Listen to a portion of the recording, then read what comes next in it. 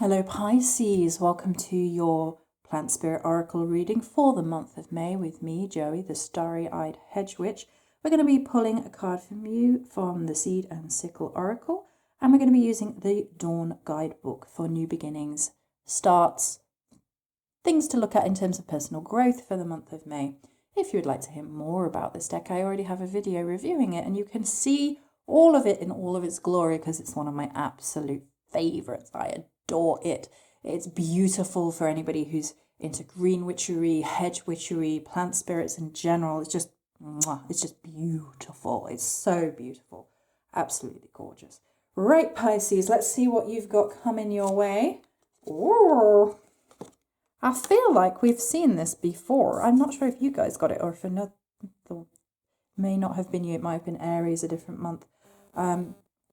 So you've got strawberry, and weirdly, we're 3 for 3 in the autumn section because the booklet is separated into seasons and autumn tends to be endings. It tends to flavour the text here. So that's really interesting. So I'm assuming this is going to be a harvesty month for you guys, Pisces. So let's see what he says. It feels like you've been chipping away at a situation forever, and no matter what you do, you can't seem to make headway. Don't be fooled by the odd occasion on which something seems like it might be about to change if you just wait a little longer. There's a reason why things have been reluctant to move. Pull out your feelers and employ a change of tact. A new angle will benefit you here. Okay.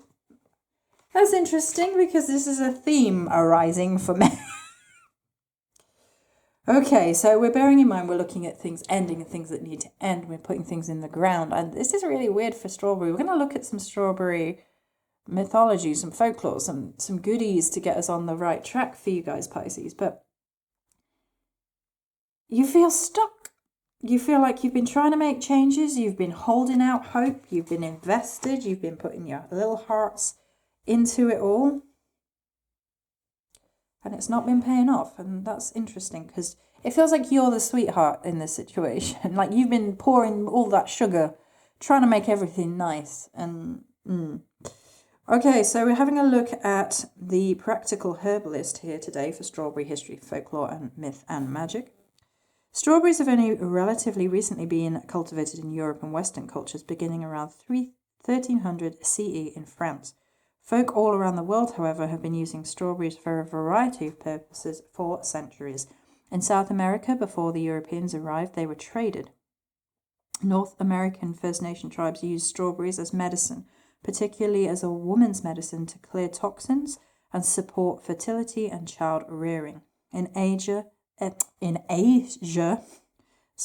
strawberries' detoxifying properties were recognized as many as 2,600 years BC, at which time the Yellow Emperor used the leaves in the strawberry plant in a weak tea to detoxify and reduce the effects of aging. The Romans used strawberries to lift the spirits and relieve bad breath, as well as to treat a variety of digestive complaints. Strawberries' popular reputation, however, solidified around fertility early on, and there it has remained. It shows up in European mythos as fertility-inducing and love-producing fruit, beloved of goddesses such as Venus, Aphrodite, Freya, and even the Virgin Mary. It was said that the fruit of a strawberry, when shared with another, would produce love. In Bavarian folklore tradition, strawberries are gathered and hung in baskets on the horn of cattle to pay the local nature spirits in trade for healthy calves and cows, which produce an abundance of milk. That is fascinating. That I did not know. That I have learned something today. That's great. It was said if a pregnant woman carried strawberry leaves in her pocket, they would relieve the pains of pregnancy. From inducing love to producing offspring, strawberry has been recognized as a potent little herb. It's no wonder, too, strawberry has enjoyed solid standing among the fertility herbs of folklore. It is a member of the Rosea family, also known as the Rose family, all known for producing love effects.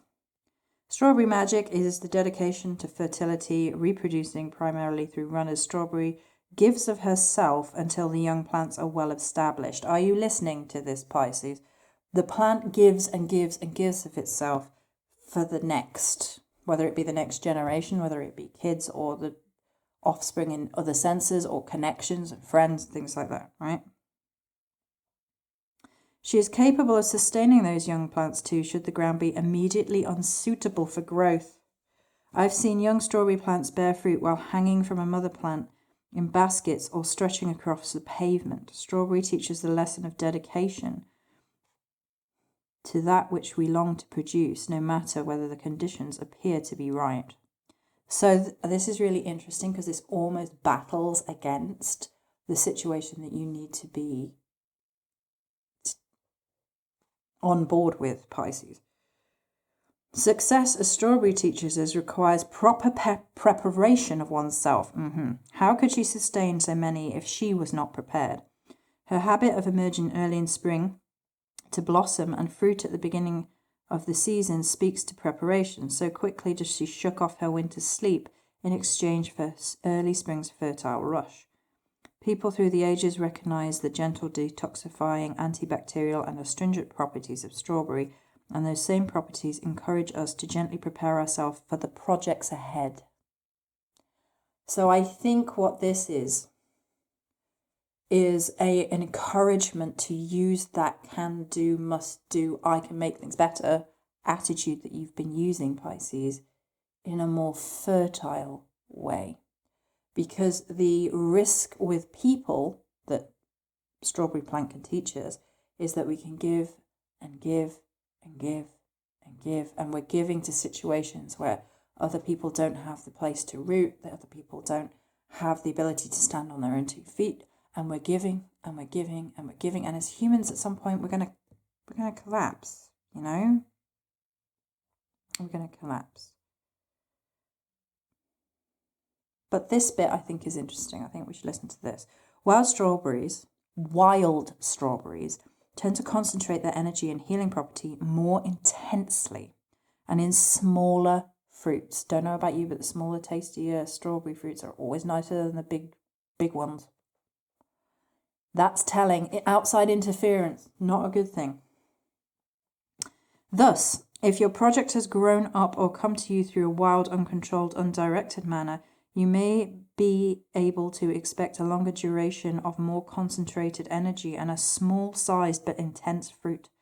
Conversely, if your project has been carefully cultivated, you may enjoy large, abundant fruits for a shorter period. In astrology, strawberry is considered to be governed by Venus, as is Taurus season, which is we're between Gemini and Taurus in May. So strawberry's element is water. Okay, there's going to be a lot of self-love for you guys because you've been giving and giving and giving and giving until you have nothing to give. You have to allow a situation to not be working. You cannot bury your head in the sand or just keep going. If I just keep going, if I just keep giving, if I just keep doing, it's all going to... No, we need some self-love here, Pisces, and you need it. I have a phrase, okay? And I will repeat it here. I've said it on Patreon and other places, I think it maybe Instagram in the past, that self-love is like a good skin cream. You need to dollop that all over yourself daily and not skimp on the quality or the price. So given that a lot of products are actually flavoured with strawberry, that kind of makes a lot of sense. There's a fertility, there's an enrichment, there's a love energy, but honestly for this month, with it aligning with that Taurus physical manifestation and a lot of the eclipse energy and stuff that's happening, which we're going to talk about on Patreon on May 1st, you guys, you seriously need some self-love. And I'm not necessarily talking bubble baths. You can do that.